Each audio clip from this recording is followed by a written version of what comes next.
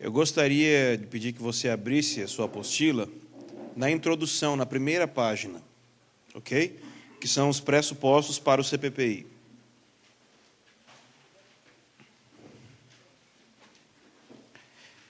Esses pensamentos que estão aí, eu escrevi eles quando estava fazendo a introdução da palavra que eu vou dar para vocês hoje, e eu senti que eu não poderia falar o que eu vou falar sem que fosse explicado alguns pressupostos que estão na nossa mente, não é só na minha, mas eu acredito que está na mente de todos os irmãos que estão ministrando aqui. É importante você entender o que tem na nossa cabeça que está nos motivando a falar o que nós estamos falando. Isso é basicamente um pressuposto, um pensamento inicial, algo que nós já acreditamos e que nos leva então a falar o que nós estamos falando, ok? E o primeiro pressuposto, se você abriu aí, você vê que é a restauração da igreja. Viu aí? Seguinte, não sei se você já parou para pensar nisso, mas tem uma coisa muito simples. Cristãos devem obedecer à Bíblia. Amém? Amém. Cristãos devem obedecer à Bíblia. Se você olha uma pessoa e um cristão, e ele não está andando de acordo com aquilo que está escrito na Bíblia, você vai falar que essa pessoa está em desobediência, ou em pecado, ou, não sei, você pode dar o nome que você quiser. A questão é a seguinte: tem gente que consegue perceber como que um indivíduo deve proceder de acordo com a Bíblia, mas muitas vezes não entende que a Bíblia também fala como que o povo de Deus como um todo, coletivamente, deve proceder em relação à Bíblia. Ou seja, não somente eu devo obedecer à Bíblia, mas nós devemos obedecer à Bíblia. E a obediência coletiva à Bíblia chama-se igreja. O livro de Atos não é simplesmente um livro histórico que conta sobre o que aconteceu com os apóstolos quando receberam o poder de Deus. Mas ele também é um livro doutrinário, porque ele nos ensina como a igreja deve ser. Portanto, se você olhar o livro de Atos e olhar o procedimento da igreja hoje, você vai ver que é semelhante a um indivíduo que você olha para a vida dele e ele não está obedecendo à Bíblia.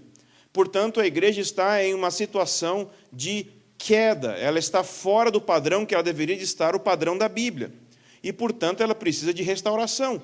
Assim como se você olhasse um indivíduo e visse ele fora dos padrões da Escritura, você diria: esse cara precisa de restauração na sua vida. Ele precisa de arrependimento, ele precisa voltar para o Senhor.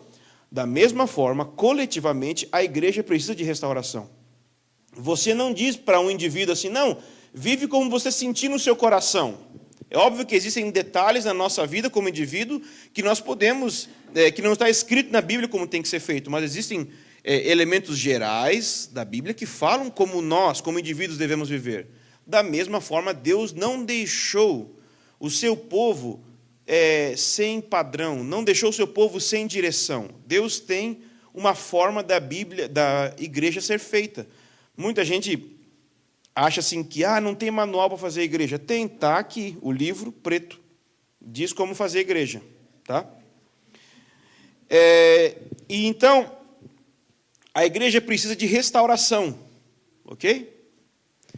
Jesus, quando morreu, a Bíblia diz, Efésios 5, 25 até o 27, que Cristo ele se entregou para que ele tenha, como resultado da sua entrega, da sua morte, uma igreja gloriosa. Efésios 5, 25 até o 27 fala sobre isso.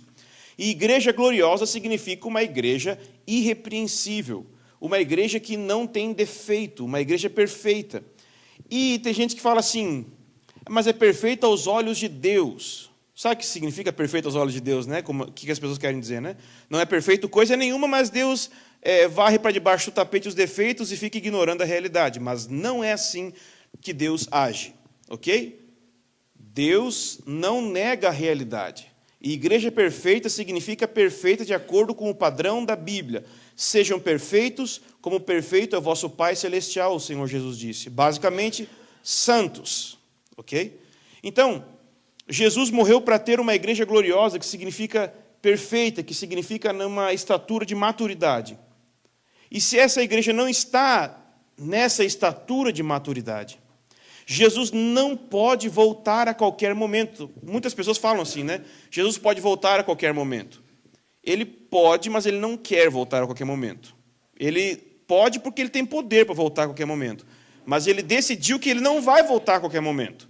Ele vai voltar quando ele tiver uma igreja gloriosa para receber, porque é a sua noiva. Quando ela estiver pronta, ele vai voltar.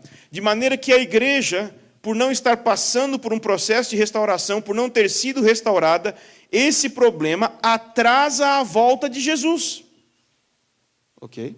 Então, esse é um outro pensamento que a gente tem na nossa cabeça. A igreja e a segunda vinda. E o terceiro pensamento é a causa do problema. Ou seja, a igreja precisa de restauração, e enquanto ela não for restaurada, a volta de Jesus não vai acontecer. O atrasar da restauração na igreja atrasa a volta de Jesus. Mas qual é a causa desse problema? Nós entendemos que a igreja, no estado que ela se encontra, ela não é a causa, ela é um efeito de uma outra causa. Ou seja, a igreja, não basta você começar a trabalhar para tentar restaurar ela em si. Você precisa restaurar aquilo que fez com que ela estivesse assim hoje. E o que é que fez a igreja ser como ela é hoje? O evangelho que ela crê. Porque a palavra que a igreja ouviu no livro de Atos gerou a igreja de Atos. A palavra que nós ouvimos no século 21 gerou a igreja que nós somos. Portanto, o problema não é simplesmente a igreja, mas é o evangelho. Então é terrível, mas ao mesmo tempo tem esperança, que é o próximo ponto. Quando nós lemos em Mateus 24:14, o Senhor Jesus disse que esse evangelho do reino será pregado em testemunho a todas as nações e então virá o fim. Então há uma esperança, porque o Senhor Jesus disse, mesmo diante desse caos todo que eu estou falando, ele disse que antes da vinda dele, antes do fim dessa era, o evangelho do reino será pregado. Então é uma promessa, é uma profecia, será pregado. Portanto, se o Senhor Jesus disse que será pregado, obviamente está implícito aí que será restaurado, porque não está sendo pregado hoje. Portanto, nós cremos que o evangelho do reino será restaurado e pregado. E se ele vai ser restaurado por consequência, por efeito cascata, a igreja vai ser restaurada. Porque se a igreja é fruto do evangelho, e ela precisa de restauração, e o evangelho vai ser restaurado, a igreja vai ser restaurada. A igreja vai voltar à posição de saúde espiritual que ela tinha em Atos. Na verdade, ela vai além, mas como a gente não viu na história ainda, descrito claramente, a gente pode pelo menos olhar Atos como um padrão para onde a gente deve chegar. E dali de Atos e em diante. Ou seja, nós não queremos simplesmente voltar para a igreja de Atos, nós queremos partir para a igreja de Apocalipse, ok? Então, se o evangelho vai ser restaurado, a igreja vai ser restaurada para que a volta de Jesus aconteça. E nós entendemos que não vão ser todos os cristãos ao mesmo tempo que vão despertar para esse fato. E esse é o último pensamento sobre os precursores. Deus geralmente começa com um ou com poucos para depois atingir muitos. E é um processo gradual. Se você olhar a vida de Abraão, Abraão era um só quando saiu da terra. E ele foi uma espécie de precursor. Ele saiu na frente, ele foi adiante, e o que ele fez abriu caminho para os que viriam depois. E assim como Abraão, existem muitos homens na Bíblia que foram precursores. Por exemplo, Noé foi um precursor, e ele preparou a arca, preparando para um novo tempo. Ele entendia o tempo que estava por vir, ele preparou. E um paradigma que nós temos entre nós aqui para o ministério de precursor que nós estamos falando é João Batista. Porque Lucas 1,17 diz que João Batista iria adiante do Senhor. E algumas Bíblias em inglês falam, ele será precursor. Ou seja, ele irá adiante do Senhor, ele será precursor no espírito e poder de Elias. Então, por que está tendo aula com o Cristóvão sobre Elias? Não é que a gente quer estudar simplesmente Elias, porque a gente acha legal estudar Elias. É legal, mas é que tem um motivo profético por detrás. Nós queremos identificar os elementos da identidade dos profetas dos últimos dias. Identificar qual é o estilo de vida das pessoas que vão preparar o caminho do Senhor. Identificar o estilo de vida das pessoas que vão atentar para o evangelho do reino sendo restaurado e vão começar a trabalhar para que esse evangelho do reino seja restaurado. E nós acreditamos que vocês podem fazer parte disso. Nós desejamos fazer parte disso. É obra de Deus, Deus decide quem vai ser, mas ao mesmo tempo, se você pensar na história dos sacerdotes, dos levitas, Deus soberanamente escolheu eles. Ao mesmo tempo, há um episódio na Bíblia que Moisés chega e pergunta, quem é pelo Senhor? E eles se disponibilizaram, e eles foram aqueles que foram escolhidos. Então, é Deus que escolhe ou eu que decido?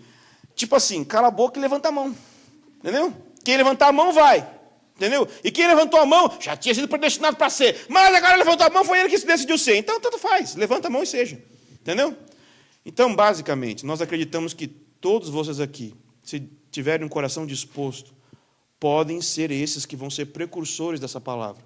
Então, nós vamos estudar agora o Evangelho. Essa aula que nós vamos tratar agora é sobre o Evangelho. Nós chamamos de Evangelho profético. Por quê? Porque nós cremos que é o Evangelho que será pregado. Não está sendo ainda, mas será pregado. É óbvio que nós não queremos com isso dizer que nós temos, que nós sabemos, que nós somos.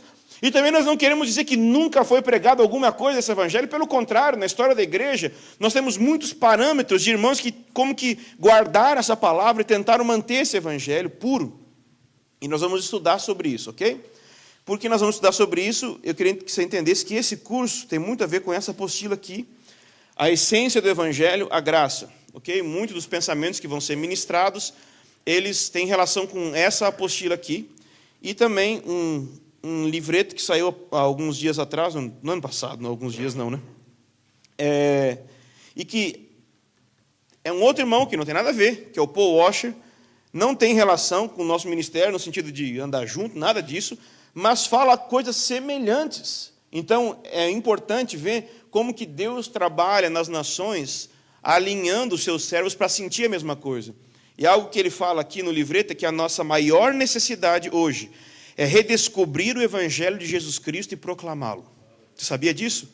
Essa é a nossa maior necessidade. Abra lá na nossa aula, Evangelho Profético.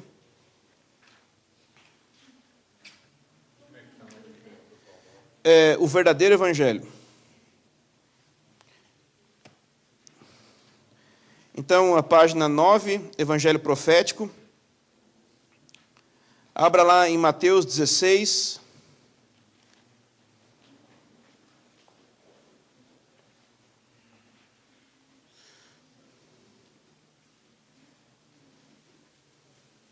A partir do versículo 13. Mateus 16, 13. Tendo chegado às regiões de Cesareia de Filipe, Jesus perguntou aos discípulos: quem os homens dizem ser o Filho do Homem? E eles responderam: alguns dizem que é João Batista, outros Elias, outros Jeremias ou algum dos profetas.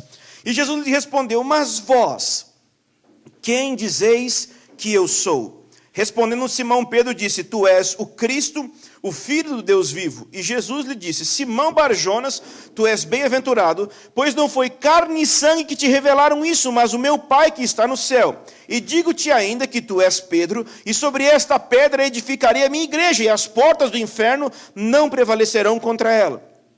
Então o assunto aqui, dessa passagem, é o assunto de fundamento. Ok? E por isso que eu coloquei aqui, que a gente colocou aqui, que fundamento é o problema atual da igreja no século 21. A igreja, na Bíblia, ela é vista, um dos simbolismos para a igreja é que ela é um edifício. E edifícios precisam de fundamento. Então, quando a gente começa a pensar na restauração da igreja, nós não estamos pensando que, como sendo um prédio, precisa mudar uma paredezinha aqui, uma fiaçãozinha ali. Não, nós acreditamos que tem que mudar o fundamento no qual a igreja tem sido edificada. Ou seja, o que é o fundamento? Aquilo que é mais fundamental, principal e básico. Então, o que nós estamos querendo dizer não é que só da igreja, é você. Qual é o fundamento da sua vida? Onde a sua vida se fundamenta? Onde a sua vida cristã está baseada? Nós entendemos que esse é o maior problema. Como que Jesus trata desse problema de fundamento aqui? Ele começa fazendo duas perguntas. No versículo 13, ele pergunta: que dizem os homens ser o Filho do Homem? E depois, no versículo 15, ele pergunta: e vocês, quem dizem que eu sou? São duas perguntas que, no nosso tempo, poderia ser: o que o mundo está falando sobre Jesus? Quem é Jesus para o mundo? E, ao mesmo tempo, depois ele pergunta aos discípulos: e vocês, quem dizem que eu sou? E Pedro responde.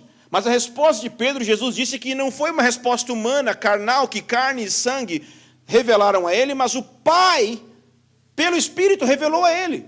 Portanto, Pedro tinha uma revelação de quem era Jesus. E a revelação de quem era Jesus, Jesus disse: sobre esta pedra de quem eu sou, eu edificarei a minha igreja. existe uma batalha hoje por uma revelação de quem é Jesus. Porque falsas revelações a respeito de Jesus fundamentam falsas igrejas. Nós falamos do anticristo como se o anticristo fosse simplesmente um homem que vai vir um dia e governar as nações. Pode ser que isso seja verdade, mas antes que exista um homem com o nome de anticristo, existe o espírito do anticristo. O que é anticristo? É algo que substitui a Cristo. Na minha opinião, toda e qualquer pregação que não revela Jesus como ele é de fato, mas substitui ele por qualquer outra coisa, mesmo que use a Bíblia, está baseado no espírito do anticristo. E toda edificação e coletividade feita por meio dessa pregação é uma falsa igreja. Você entende? Isso é muito sério.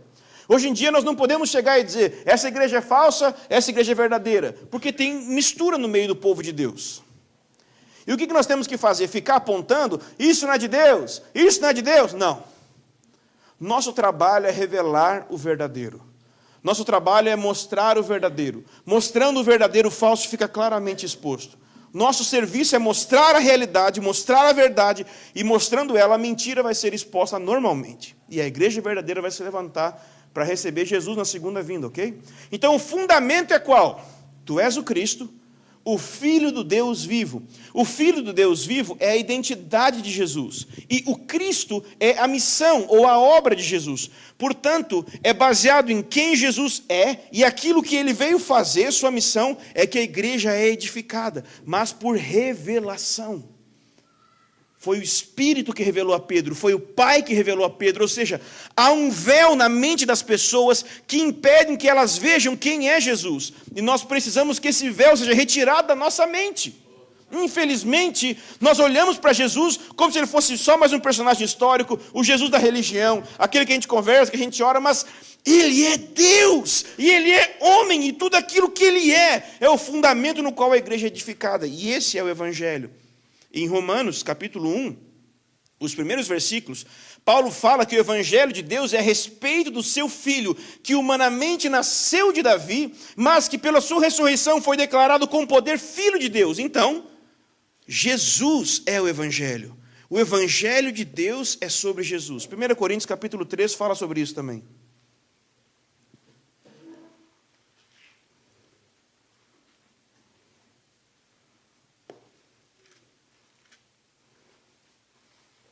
Primeira Coríntios 3, 10.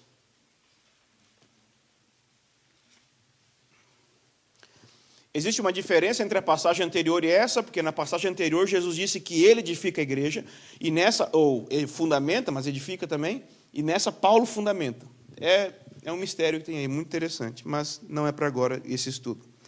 Então, o versículo 10 diz, segundo a graça que me foi dada, lancei o alicerce, ou o fundamento, como sábio construtor, e outro constrói sobre ele. Mas cada um veja como constrói, porque ninguém pode lançar outro alicerce, além do que já está posto, o qual é Jesus Cristo. Então isso aqui, tanto na vida da igreja, como no indivíduo. Pensa comigo.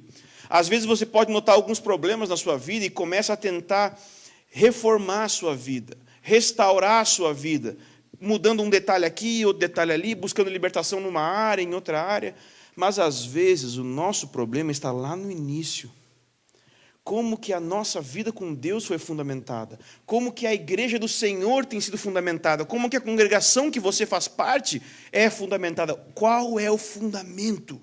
Qual é o pensamento principal? Paulo disse que é Jesus Cristo. Será que é conosco Jesus Cristo? Será que é esforço? Será que é fazer, eu sou membro daqui, eu assinei o cartão, eu sou membro? O que será que é o fundamento que diz para mim que eu sou cristão? Porque o que define o verdadeiro cristão é o encontro que ele teve com Jesus Cristo e ele sendo o fundamento da vida dele. Mas nem sempre é com todos. Queria que você olhasse 2 Timóteo 4, versículo 6.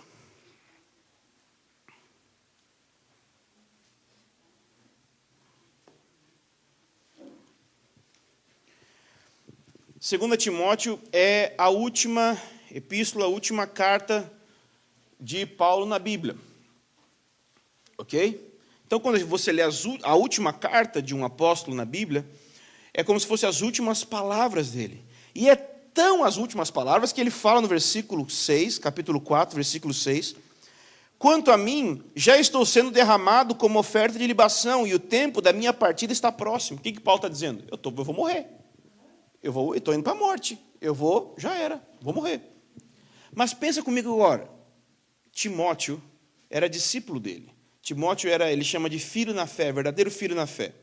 Então imagina Timóteo lendo essa carta quando ele recebeu, porque a gente lê assim, mas pensa em Timóteo, o que ele sentiu?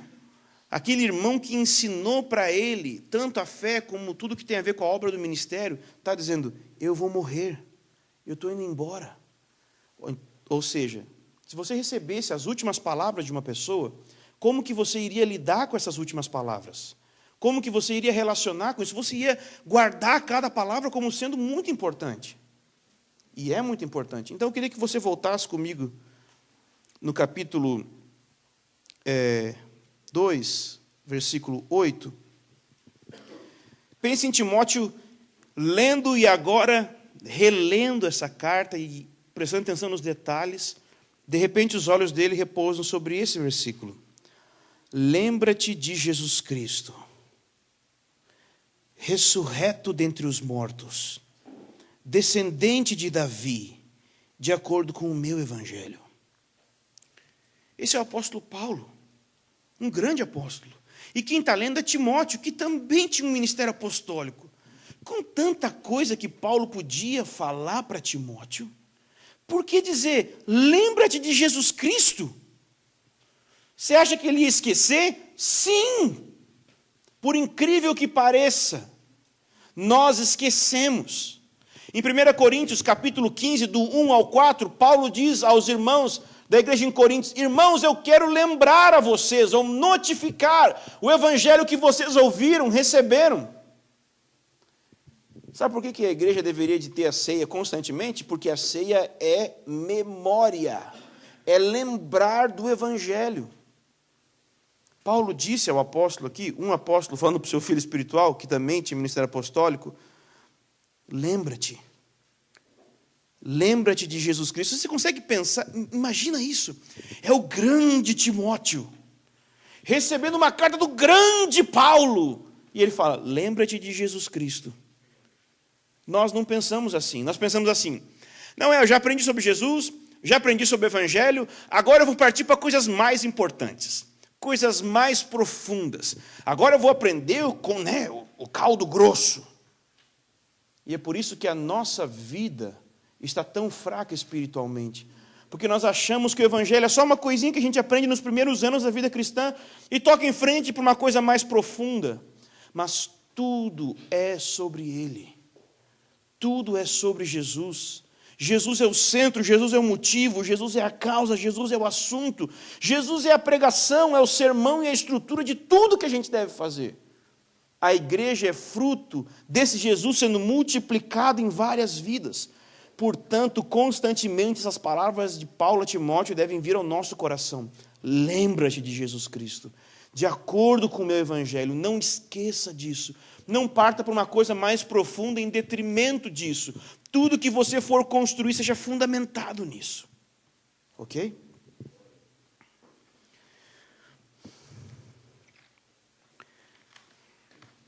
Vira a página, na página 10.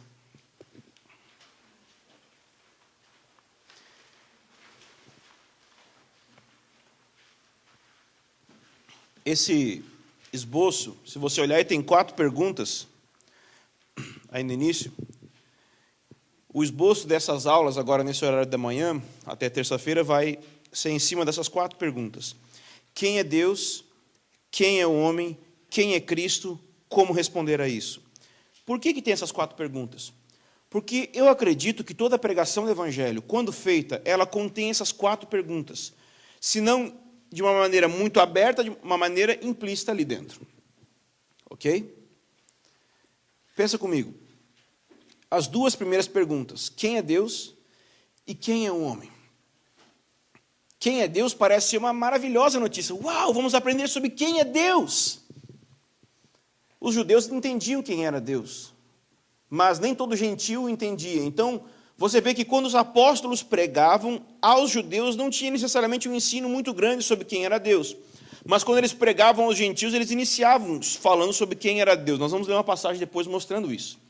Mas se você pegar a realidade sobre quem é Deus realmente, e se você juntar isso com a realidade de quem você é, isso não é boas novas, isso não é boa notícia, isso é má notícia. Porque Deus é santo, você é pecador. Bate de frente um Deus santo com um homem rebelde e pecador, dá no quê? Más notícias, meu irmão. Portanto, precisa ter essas duas perguntas sendo respondidas, porque elas são o fundamento para o Evangelho. Jesus Cristo é uma resposta para uma pergunta que é levantada na mente da pessoa. Se Deus é santo e eu sou pecador, eu vou para o inferno. Como solucionar isso? Então vem Cristo como resposta. Mas se não houver essa pergunta, a resposta não tem sentido, não tem conteúdo, não tem graça, não tem autoridade. A pessoa precisa ser levada a um desespero de olhar o estado dela como é pecador e ela precisa de ajuda. Mas você nunca vai sentir que precisa de ajuda e que é pecador se não houver um padrão de comparação. Eu posso ficar afirmando o quanto você é mau, mas você no máximo vai se comparar com outras pessoas. Mas se eu mostrar o padrão de quem é Deus, Isaías, quando viu o Senhor, ele disse: ai de mim. E é essa experiência que eu tenho o desejo de passar. Eu não estou aqui falando para vocês um negócio que eu sei. Eu estou pregando para mim mesmo. E eu acredito que quanto mais eu pregar, uma hora eu vou converter. E eu espero que os que me escutem convertam também. Nós precisamos de uma revelação primordial de quem é Deus. A igreja tem feito um grande trabalho falando que Jesus nos ama. Mas eu acho que essa é a pior coisa que podia fazer. Jesus me ama, uhul, eu também me amo, super egocêntrico. Jesus tem planos para a sua vida, nossa, eu também tenho muitos planos para a minha vida, que bom. Agora Jesus me ama, eu me amo, ele tem planos, eu tenho planos, legal, tá tudo bem, vamos embora, que beleza. Entendeu? Vem para Jesus que tudo vai melhorar, uhul, claro, perfeito. Venha para Jesus que você vai ter mais dinheiro. A Bíblia diz que o amor ao dinheiro é a raiz de todos os males. Toda pregação que faz as pessoas irem para Jesus por causa do dinheiro faz de Jesus um meio para o fim é o dinheiro é um Deus, essa pessoa vai para o inferno por meio dos evangelistas. Entendeu? Ele é um instrumento de levar as pessoas para o inferno quando ele faz isso. Não podemos pregar outro evangelho. Só existe um, é Jesus Cristo. Não é dinheiro e nem uma vida melhor. É claro que a nossa vida pode melhorar, mas pode piorar muito também. Principalmente em tempos de perseguição. Jesus pode curar? Pode. Mas e se ele não curar? Ok. Eu sinto que Deus quer levantar uma igreja semelhante a Jó. Que Deus chega para Satanás e disse: viste a minha igreja? Santa, pura e sem mácula. E então pode começar a grande tribulação. Sem problema. Mas é preciso que se levante uma igreja assim.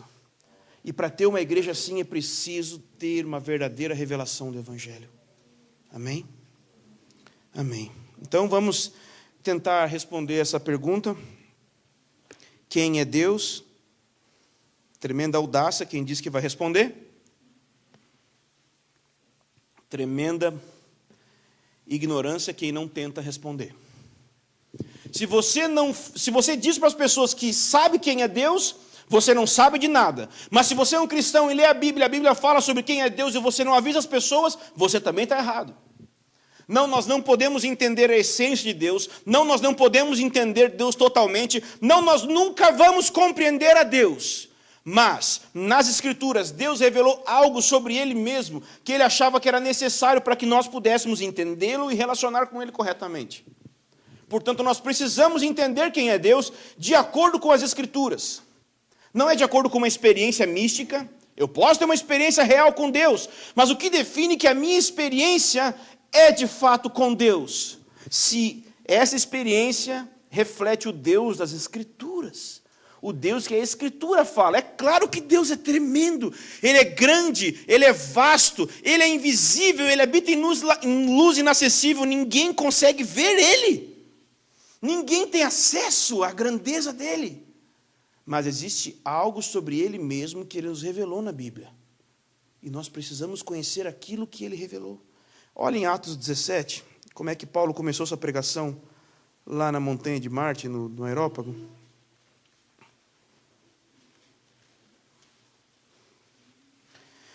Onde é que Paulo está? Atenas. Não tem pessoas pré-evangelizadas aqui, tá?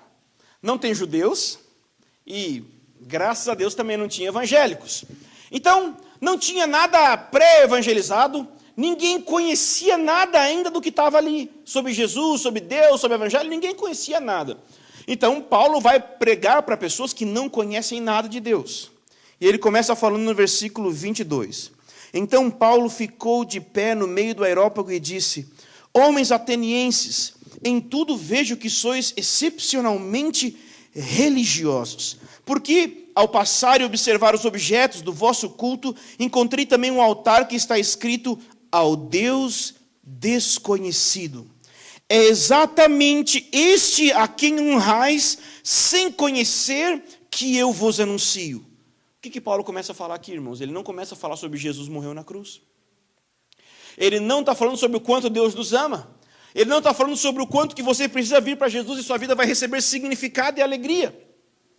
A primeira coisa que ele vai dizer é: esses que vocês estão honrando sem conhecer é que eu anuncio. Esses que vocês estão prestando culto sem conhecer é que eu anuncio. E sabe o que esse versículo me diz? Algo semelhante a João 4 também, que Jesus disse: vocês adoram aquele que não conhecem. Eu penso que muito culto que nós temos hoje em dia é honrar um Deus desconhecido. Muito das nossas igrejas hoje poderiam ser muito parecidas com Atenas, com um altar ao Deus desconhecido. A gente canta, a gente prega, a gente ora, mas quem Ele é? Há uma ignorância sobre Deus. E quando há uma ignorância sobre Deus, aí se instala o fundamento para a idolatria. Você sabe o que é idolatria? É ser meio besta. Ficar dizendo que idolatria é simplesmente o sujeito ter uma estátua e ele se prostrar diante de tal ídolo, diante de tal imagem e ficar prestando culto àquilo. Ok? Isso também é. Mas a idolatria como ação tem o pensamento como fundamento. Você nunca vai adorar um falso Deus enquanto a sua mente não tenha concebido que ele é um falso Deus. Quando nós lemos em Êxodo, se eu não me engano, 32, é o 32, Roberto, que é o episódio do bezerro? 32, acho que no versículo 17, o Josué fala assim: eu estou escutando um barulho, e olha, parece guerra, mas não é nem som dos vencidos, nem dos vencedores. O povo estava fazendo festa, adoração e culto a um bezerro de ouro. Só que o detalhe é que esse bezerro de ouro, eles disseram assim no início do culto: esse é o Senhor que vos tirou do Egito. Eles estavam dizendo que aquele bezerro era o Deus verdadeiro. Sabe o que significa isso para mim? Que você pode ter uma falsa imagem sobre quem é Deus na sua mente, e a sua boca proferir que Ele é Jesus, mas a maneira que você se relaciona não é Jesus, é um outro Espírito, é um outro Deus, criado à sua própria imagem. Abre aí, Salmo 50, versículo 21.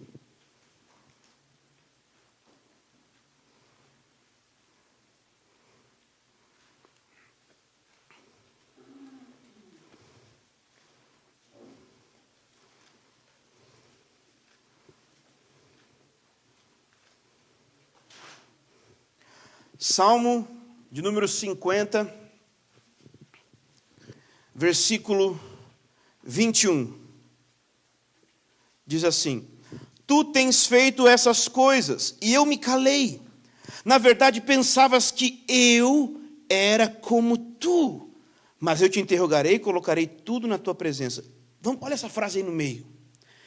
Pensavas que eu era como tu. Algumas pessoas questionam o cristianismo e outras religiões, dizendo que Deus, ele é só uma projeção do ego da pessoa, só que de maneira maximizada e divinizada. Está certíssimo. É isso mesmo que os idólatras fazem. E infelizmente isso tem a ver com muita coisa que a gente faz. Nós concebemos Deus de acordo com os nossos próprios ídolos do coração, muitas vezes.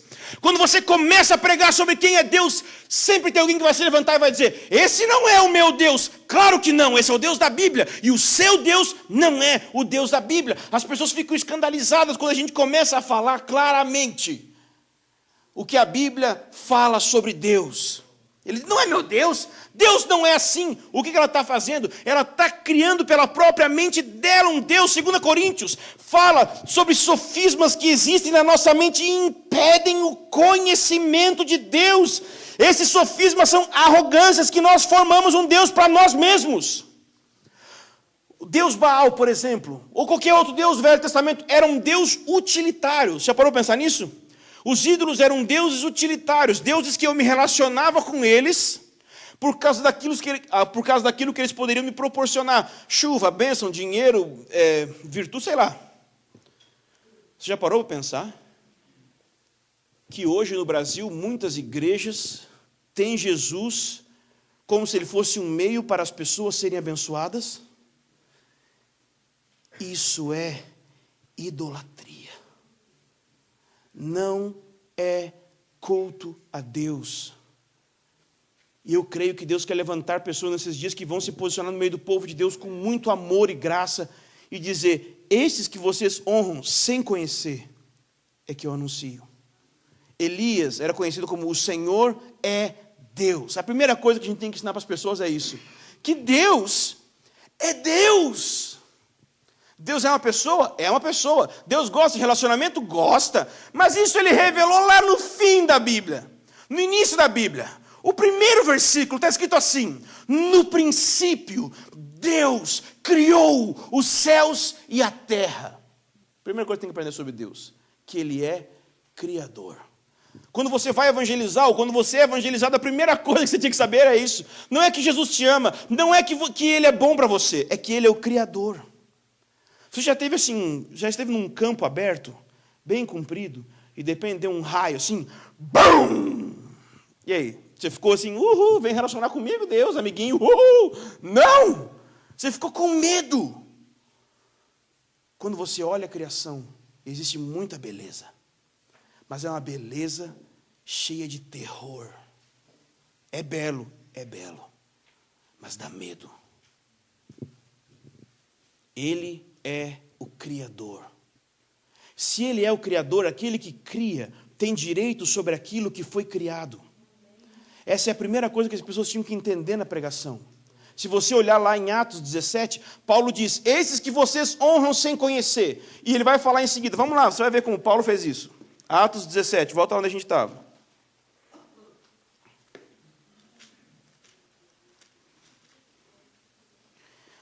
Atos 17, versículo 23, é o último que a gente leu. Ele diz: é exatamente este a quem honrais sem conhecer que eu vos anuncio, o Deus que fez o mundo. Ele vai falar sobre Gênesis 1. Deus escreve um livro, e a primeira frase que ele escreve no livro é para dar a entender que Ele é o Criador. Você não acha que isso é importante para Ele? A primeira coisa que eu quero que você saiba: eu sou o Criador. Não sou teu amiguinho em primeiro lugar. Eu não sou querido, eu não sou amigo, eu não sou amor, porque Deus é amor, está lá em 1 João. É necessário, é tremendamente necessário entender que Deus é amor. Mas, se você entender o amor de Deus de forma desassociada com quem Deus é de fato, você vai ter um falso Deus. Basicamente, quando você exalta a pessoalidade de Deus, para os teólogos aí de Platão, quem exalta a pessoalidade de Deus, em detrimento com a grandeza e a transcendência de Deus, tem um falso Deus. Sim, Deus é uma pessoa como nós somos pessoas, mas Deus é Deus e nós não somos, nós somos seres humanos. Então existem elementos de Deus que sim, é semelhante conosco, mas existem elementos que são totalmente diferentes. E eu estou preso a esses elementos que eu quero falar mais aqui. Ok? Outro dia talvez eu fale outra parte. Então ele fala sobre o Deus que fez o mundo. Apocalipse 4:11 diz que ele criou os céus e tudo o que nele há. E existe adoração lá em Apocalipse por causa disso. Salmo 19, versículo 1 diz que os céus manifestam a glória de Deus. Você já parou para olhar para as galáxias? Você já parou para olhar para as nuvens? Você já parou para olhar para a criação? Tudo isso está dando testemunho de grandeza. Ele é o Criador. E se ele é o Criador, pensa comigo, ele cria o céu.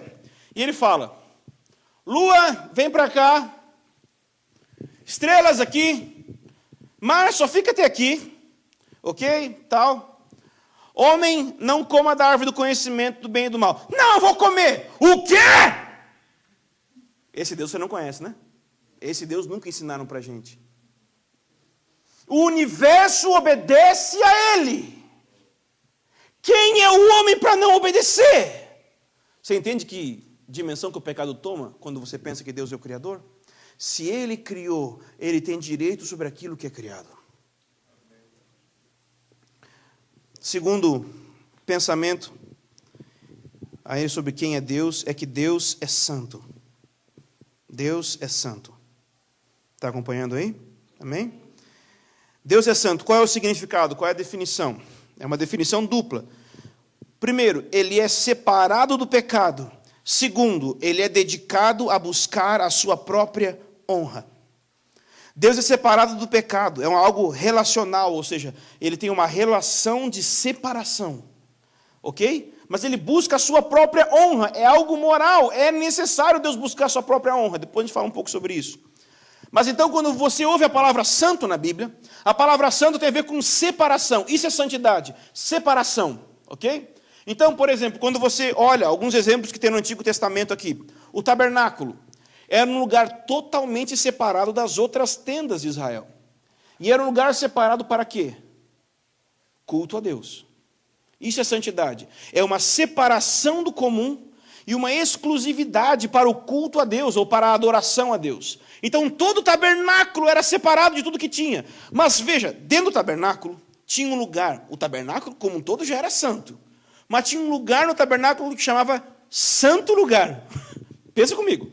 Tabernáculo já é separado de tudo que é comum e dedicado a Deus.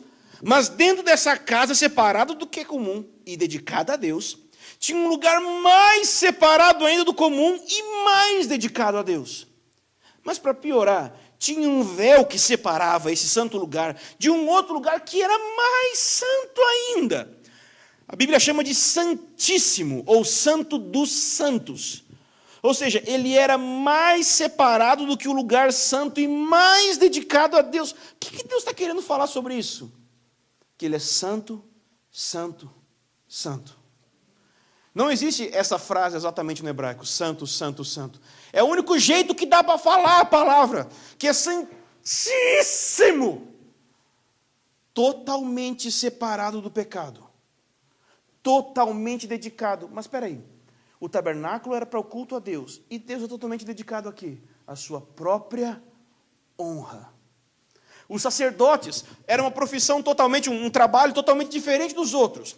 Era um trabalho separado dos trabalhos comuns e dedicado ao culto a Deus. Era separado do comum, dedicado a Deus. O que era o sábado? Era um dia diferente de todos os outros dias. Era um dia separado dos dias comuns e dedicado ao culto a Deus. Isso é santo. Separado do comum, separado do pecado, dedicado a Deus. Mas agora vamos pensar aqui. Deus sempre foi santo? Ou teve algum momento que ele começou a ser e antes ele não era?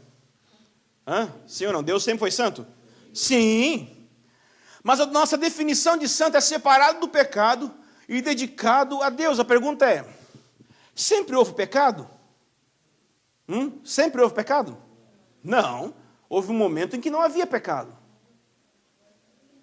Portanto, a definição de Deus ser santo como separado do pecado é só algo que a gente usa para explicar baseado na nossa condição. Mas a essência de Deus ser santo é Deus busca sua própria honra. Deus está muito centrado em si mesmo. Deus tem a si mesmo como centro de tudo aquilo que Ele mais ama. O que Deus mais gosta na sua vida? Você sabe? Já parou para pensar? O que Deus mais gosta em você? O sujeito vai falar assim, que eu ande em santidade. Beleza, mas andar em santidade não é por acaso viver buscando a honra dEle? Então o que Deus mais gosta em você é que você busque a honra dEle. E quando Deus olha para Jesus e diz, tu és meu filho amado em quem eu me comprazo, você acha que Ele está falando isso por causa de quê? Porque Jesus é a expressão exata de quem Ele é. A alegria de Deus em Jesus está no fato que Jesus reflete quem Deus é. A alegria de Deus em Jesus é Ele mesmo. Esse não é o nosso Deus, né? O nosso Deus vive em prol de nós mesmos. Na verdade, o nosso Deus, uma vez que Deus é amor, e o amor não busca seus próprios interesses, então Deus não pode buscar seus próprios interesses, então, portanto, Deus não pode buscar sua própria honra, porque se Deus buscar sua própria honra, isso não é amor. Na verdade, alguém que busca sua própria honra, alguém que busca ser o centro de tudo, é a coisa que a gente mais abomina na história. Não é isso? Em Tessalonicenses, se eu não me engano, 2 Tessalonicenses 1:10, diz que Jesus vai voltar para ser admirado nos seus santos. Espera aí, é 1:10 mesmo? Espera aí, admirado nos seus santos, pensa comigo. Oi gente, tudo bem? Eu vim aqui hoje que eu queria ser admirado por vocês, beleza? Me admira aí. O quê? E se eu começasse a falar assim, me elogia aí, me elogia. Me elogia, por favor, me elogia, vai, me elogia. E pior, vamos piorar um pouco. Vamos supor que eu fosse muito poderoso. Me elogia! E aí? O que você faria? O livro de Salmos é isso do início ao fim. Louvai ao Senhor! Espera aí, quem inspirou o livro de Salmos? Deus. Deus inspirou um livro inteiro ordenando as pessoas a ficar elogiando Ele? E colocou isso como mandamento? Que cara egocêntrico. Que negócio é esse? Você não acha? Deus, tem que ser mais humilde, hein? O Senhor manda a gente ser humilde, tem que ser humilde também.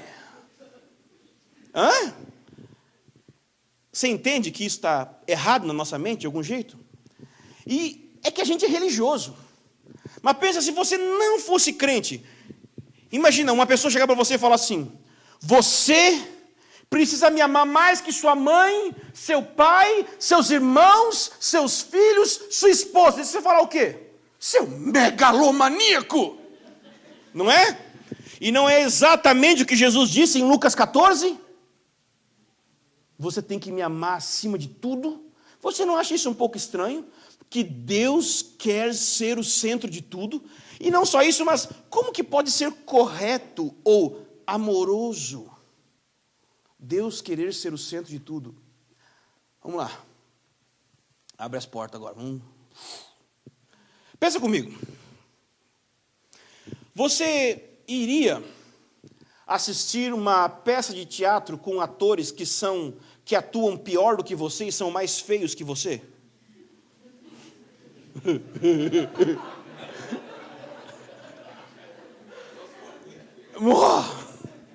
Mas se eles atuam muito pior do que você? Você pagaria muito dinheiro para assistir uma banda que toca pior que você? Não, né? Estranho, né? Imagina outra coisa. Imagina que você está vendo um jogo de futebol, tá? E aí, qual é a parte mais legal do jogo? Quem sabe? O gol? O gol é a parte mais legal? Gritar gol é mais legal. Esse é muito mais legal que gol. Pensa comigo, se você estivesse lá assistindo o jogo, na hora de gritar gol, o policial botar a mão na sua cabeça. Se gritar gol, eu te mato. Você ia ser feliz no jogo?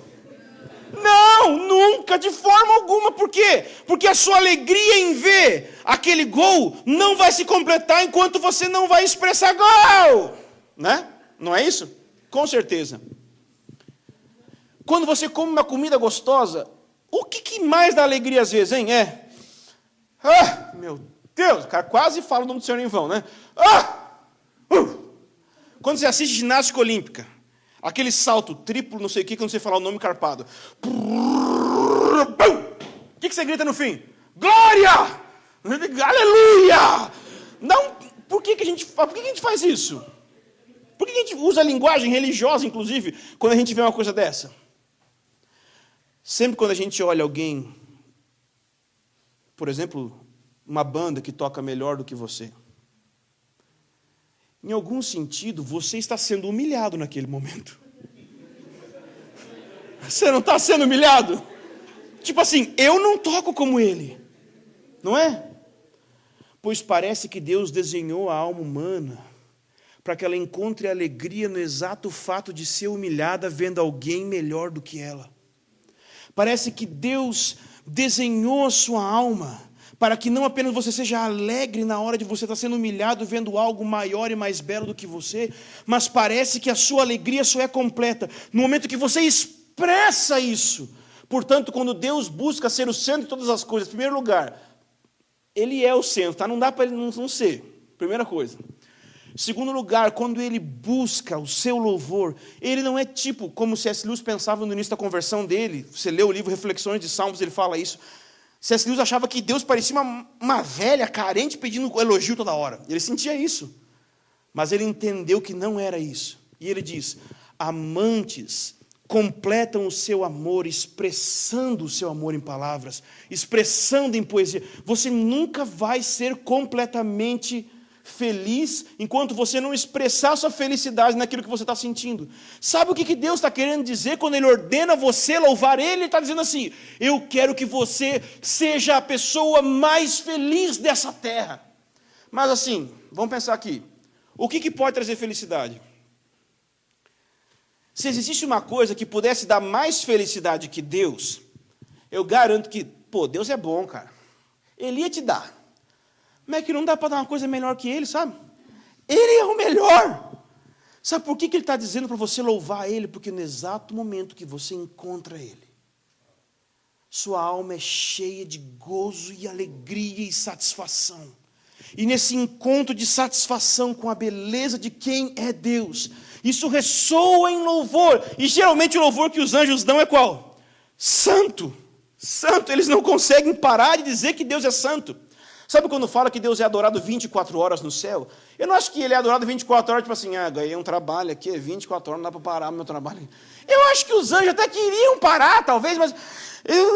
santo! Santo! Eles são as pessoas mais felizes do mundo, porque eles estão diante da beleza e da formosura eterna, eles não querem sair de lá. Deus ser santo significa que Ele busca ativamente a sua própria honra para o seu bem. Se Deus não fizesse isso, Ele estaria sendo mal com você. O que você acha que é o céu? Vamos pensar, o céu. O céu. O dia que você chegar no reino de Deus, no céu, sei lá o quê, para onde é que você acha que você vai? Você acha que o céu é uma sala de espelhos assim? Que você vai se olhar para você mesmo por resto da eternidade. Nossa, sou bonito, né? Você acha que isso é o céu? Mas você acha que isso é amor. Porque a gente pensa que amor é ser valorizado pelas pessoas. Olha como você é bonitinho. Olha como você é legalzinho. Isso não é amor. Amor é quando você dá para outra pessoa o que você tem de melhor. Quando você abençoa, cuida, guarda da outra pessoa com o que você tem de melhor. E meu amigo, o que Deus tem de melhor é Ele mesmo. Quando você alguma vez olhou o pôr do sol assim, por acaso o pôr do sol, alguém já sentiu alegria vendo o pôr do sol, por acaso? Alguém já sentiu? Eu já senti, eu acho muito legal ver o pôr do sol. Mas por acaso o pôr do sol fez a cara do Teletubbies e disse, você é especial para Deus, hein? Você tem valor para Deus. Né? Ele fez isso? Fez não. O que o sol fez? O sol só foi belo, só foi imponente, só foi grande, nem deu bola para você, e você foi pleno de alegria. Na glória de Deus, na beleza da sua santidade, é que nós somos satisfeitos e alegres. Não é em Ele dizer, que coisinha bonitinha. Isso aí é humanismo. Deus quer a nossa alegria? Quer, mas é Ele, não por meio dele, Ele. Ele é o fim, Ele é a fonte. Isso é Deus Santo. Daria para ficar muitos anos falando sobre isso. Mas Deus não é só santo. Você consegue entender? Junta agora, Criador e Santo. Ele criou você, e logo você tem que prestar contas a Ele. E você vai prestar contas a Ele em relação a quanto você é santo, quanto você o honra, quanto você o agrada, quanto que você o obedece. E Ele também é justo. Esse é o ponto C. Deus é justo, Ele é reto. Se você ler a palavra justo em hebraico, tzedek, e também dikaios, é assim que fala, em grego, é a mesma coisa, tanto em grego quanto em hebraico. Significa reto. Aquilo que é justo é aquilo que é reto. Ou aquilo que é certo. Isso é muito importante entender. Sabe por quê? Porque nós, ocidentais, não achamos que justo é sinônimo de certo. Sabe o que nós entendemos que é justo? Igualdade. Igualdade é o justo. Mas não foi Deus que disse que aquilo que é igual, aquilo que é igualdade é justo. Foi Marx que disse. Foi Marx que fez justiça sinônimo igualdade. E é por isso que algumas pessoas dizem assim: Deus tem que salvar todo mundo. Deus tem que amar todo mundo. Tem que? Deus tem que? Quer dizer, agora você dá ordem para Ele. Agora você define como Ele vive.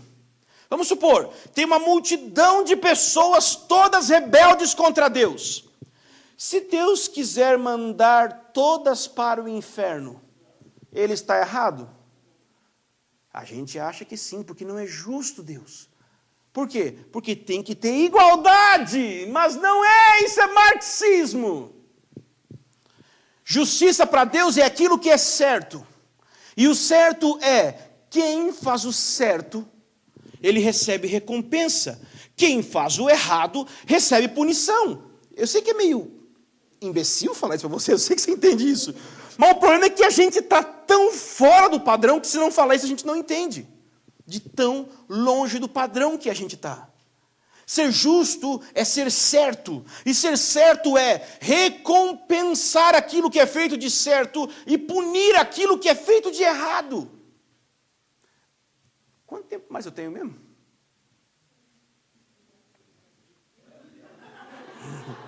Porque eu quero ser certo.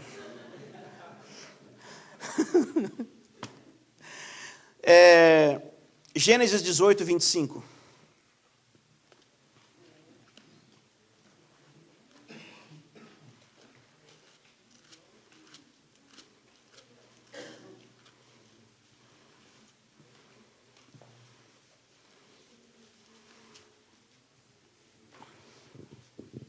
Olha o que ele fala. Longe de ti, o Abraão era amigo de Deus, né? Longe de ti, a gente fala sobre esse Deus santo, aí chega Abraão e fala: ô Deus, longe de ti, como você fala assim com Deus? Ele é amigo de Deus. Longe de ti fazer tal coisa, matar o justo com o ímpio, igualando o justo com o ímpio. Veja, ele não quer que seja igual. Ele não gosta. O padrão de justiça é: não iguale.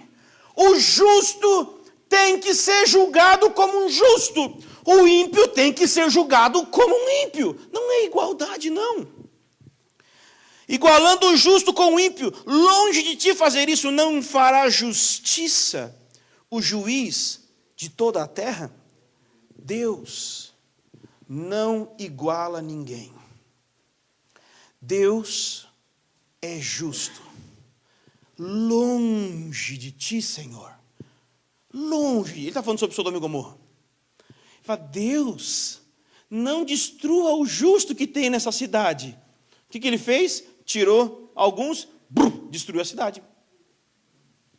E aí? Esse não é o seu Deus, né? Aliás, e o Deus do dilúvio é o seu Deus? Porque a gente ensinar a Arca de Noé para as crianças, escolhe a Bíblia. A Arca de Noé, tal e coisa. É um dilúvio. Deus matou todo mundo, só a família de Noé sobrou. Morreu crianças e mulheres afogados por juízo. E aí? Não, mas é que depois veio o outro Deus, que é o Jesus, o pleroma lá, o outro Deus. Tinha o Deus do Velho Testamento, né? E daí veio o outro Deus. O Deus do Antigo Testamento era ruim pra caramba. Mas daí veio o filho dele, que já tinha, né, era mais educado que ele. Aí Jesus tinha cabelo comprido, usava flor no cabelo, carregava cordeirinho no colo, criança, orava pelas crianças. Entendeu? Mas o Deus do Velho Testamento tinha problema. Não, meu irmão. Não, meu irmão. É o mesmo Deus. Aliás, você acha que Jesus foi muito calmo expulsando os cambistas do templo com chicote? Aliás, fazer chicote é interessante, né? Diz que o zelo pela tua casa me consumirá, ele fala nessa passagem. Ou seja, a ira e os ciúmes pela santidade de Deus consumia o coração de Jesus. Aquele lugar que ele estava era um lugar para o culto a Deus, e o coração dele estava queimando, dizendo, isso não é certo, isso não é justo. Isso é justiça.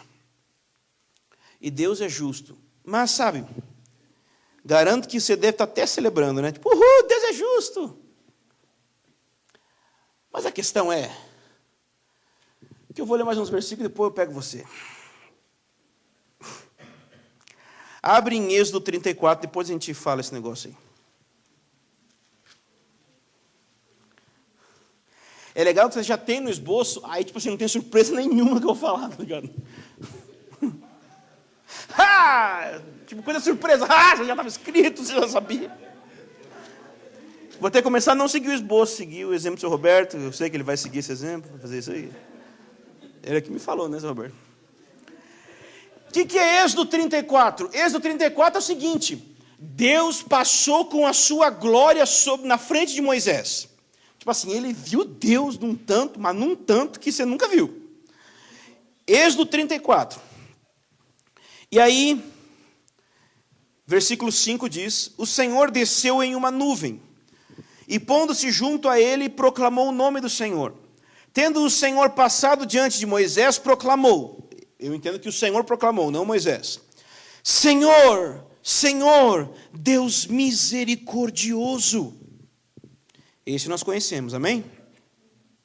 Deus compassivo, tardio em irar-se, cheio de bondade e de fidelidade, que usa de bondade com milhares, que perdoa a maldade e a transgressão e o pecado, e que de maneira nenhuma considera inocente quem é culpado, que castiga. Castiga no hebraico significa castiga. Beleza? Tá bom? A Bíblia diz o que significa e significa o que ela diz. Perfeito? Ele castiga o pecado dos pais nos filhos e nos filhos dos filhos até a terceira e quarta geração. Então, a metade da descrição, todo mundo curte. É bem evangélico. Deus de misericórdia. Esse já cantou. Deus que perdoa. Esse já cantou. E o Deus de, ele vai castigar tudo que é injusto. Esse não canta não, né? Já pensou? De maneira nenhuma ele tem, inocente aquele que é culpado. E aí, meu irmão? Vamos pensar melhor? Se Deus... Esquece Deus, vamos pensar uma coisa mais fácil, que Deus fica complicado para a cabeça. Esquece Deus, pensa num juiz da sociedade. Tá? Pensa num crime. Vamos supor assim... Existe um criminoso e está provado que aquele criminoso estuprou 5 crianças e matou as 5 crianças. Ok?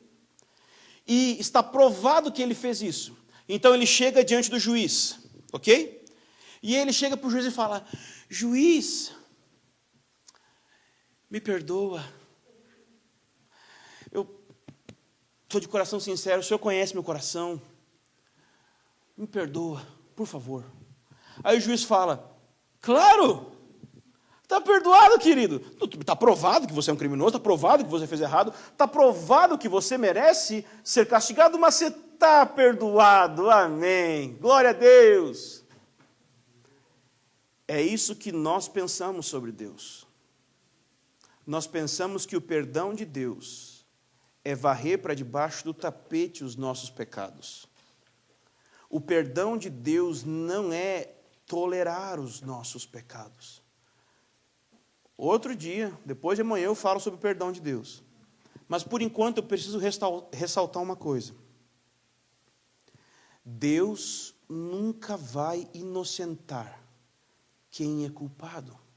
O que você sentiria sobre esse juiz? Eu acho que você ia pensar que esse juiz é pior do que o criminoso, porque ele tem toda a possibilidade de condenar um crime que está ali provado e ele não condena. O que você ia pensar de um Deus que não condena os pecados dos homens? Eu não sei se você já parou para pensar da gravidade dos seus pecados, mas é que a gente pensa assim, mas o pecado é um pecadinho, não fiz mal para ninguém, né? Mas, de fato, todos os seus pecados, eles são cometidos contra Deus. Por mais que possa ter afetado outra pessoa, por exemplo, Davi com Betseba, ele estragou a vida de todo mundo, ele matou Urias, ele fez tudo errado. Quando ele vai confessar, ele diz, contra ti somente pequei. Espera aí, se fez errado contra todo mundo, Davi, como que contra ti somente? Porque ele sabia aquilo que Tiago diz, que você precisa guardar toda a lei. E se você tropeçar em uma parte, você é réu de toda a lei, porque aquele que disse para não mentir, para não roubar, também disse para não adulterar.